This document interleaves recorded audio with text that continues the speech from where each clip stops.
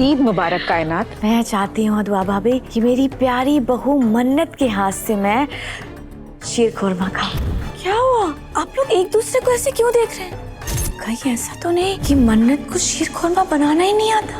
मेरी बहन मॉडर्न जरूर है पर अपने कल्चर से दूर नहीं है। वो घर चलाना जानती है, शीर खुरमा बनाना जानती है। इस दावे में कितनी सच्चाई है ये तो शीर खुरमा चखने के बाद ही पता चलेगा ना।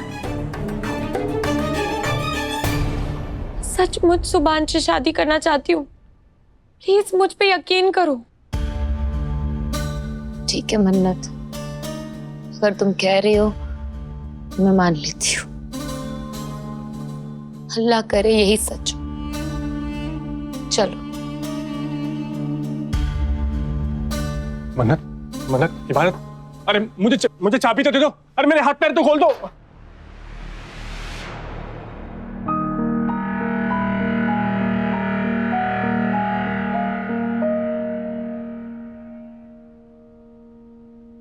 सच में सुभान को पसंद करने लगी हूँ, मैंने इसीलिए शादी के लिए हाँ कहा है। और तुम जानती हो ना, मुझे कोई मजबूर नहीं कर सकता, मैं उनमें से नहीं हूँ। मेरे साथ इतना फॉर्मल बिहेव क्यों कर रही है?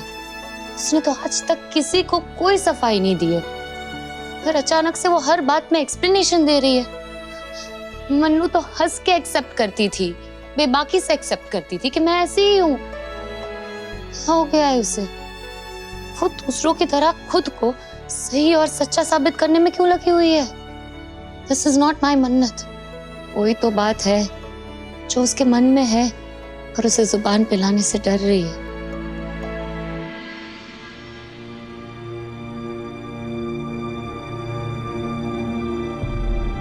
इबादत,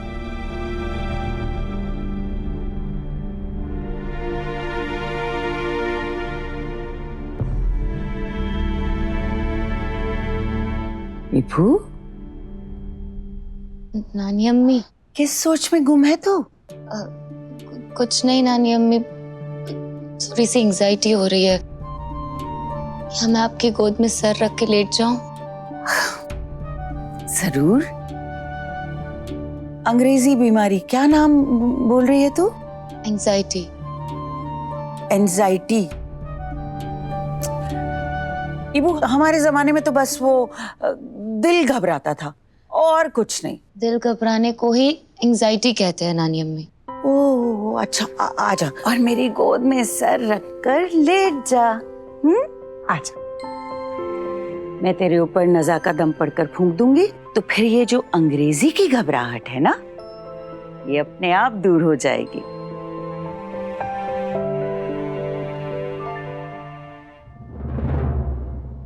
ये फरहान मेरा फोन क्यों नहीं उठा रहा है? शादी की तलवार सर पर लटकी हुई है और ये मुझसे बात तक करने को तैयार नहीं है।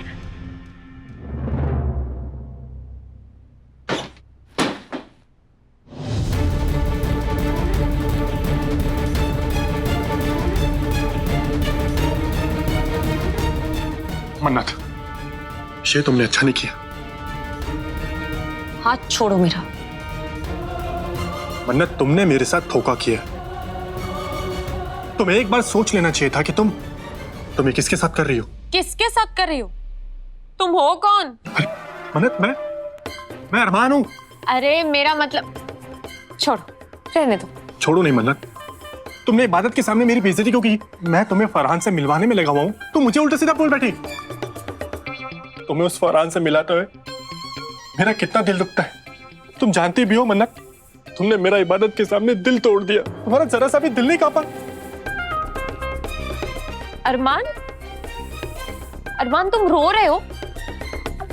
देखो डफर, इबादत के सामने अगर तुम्हें गुस्सा नहीं करती ना तो उसे और ज्यादा शक हो जाता।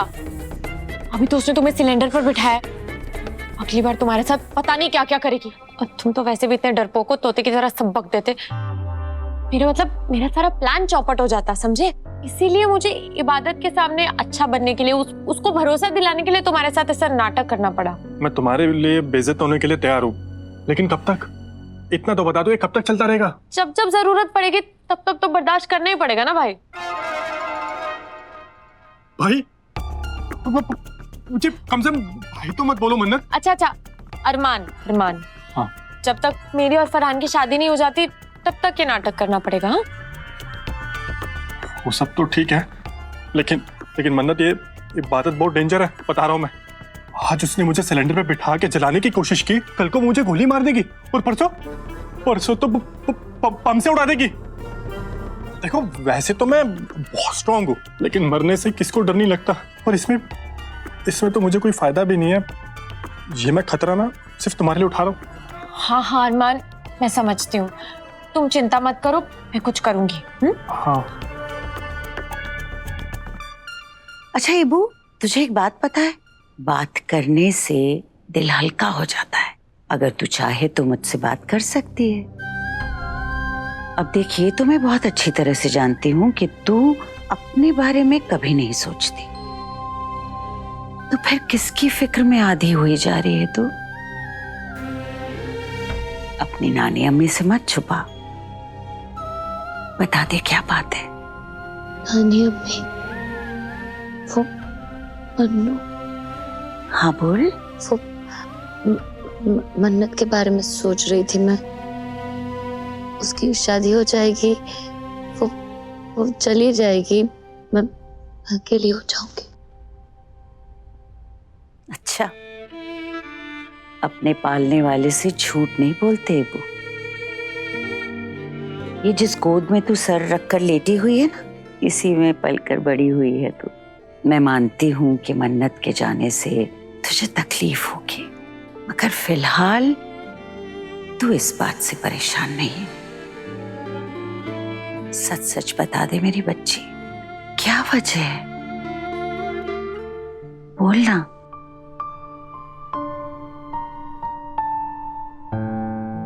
इबादत मुझे बताने में हिचकिचा रही है, मुझे इससे दूसरे तरीके से बात करनी पड़ेगी।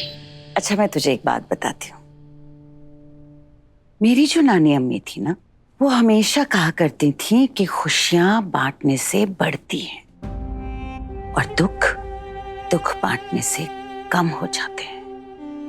मैं शायद तेरी परेशानी का कोई हल ना दे पाऊं इब्बू, मगर मैं तुझे हौसला दे सकती हूँ, इतना हौसला कि तू अपनी परेशानी से पार पा जाएगी। बोलना मेरी बच्ची, तू किस बात से घबरा रही है? क्या है तेरी परेशानी की वजह? बोल। नानी अम्मी, ऐसी कोई बात नहीं है। कल ईद है, बहुत सारे काम है ना नानी अम्मी। रजिया बेचारी अकेली कैसे करेगी? मैं उसे हेल्प करती हूँ। मैं आपसे बाद में बात करती हूँ। इबू सुन, इबू।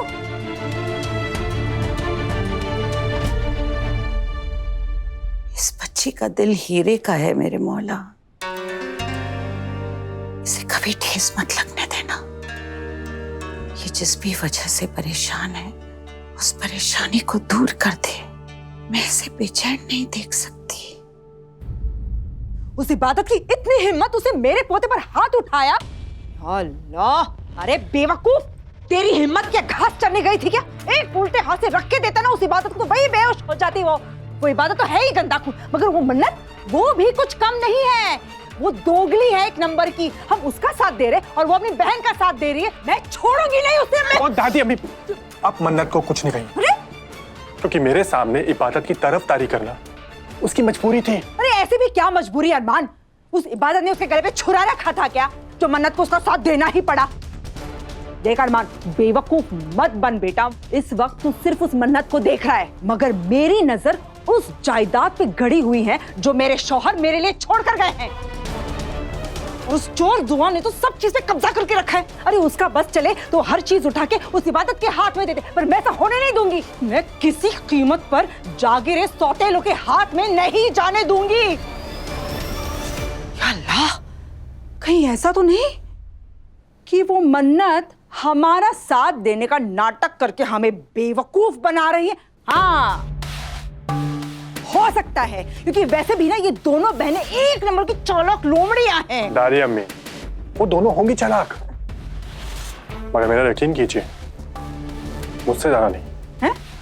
दादी अम्मी, आप बस भरोसा रखिए, ये बाजी हम किसी भी कीमत पे नहीं आ रही है।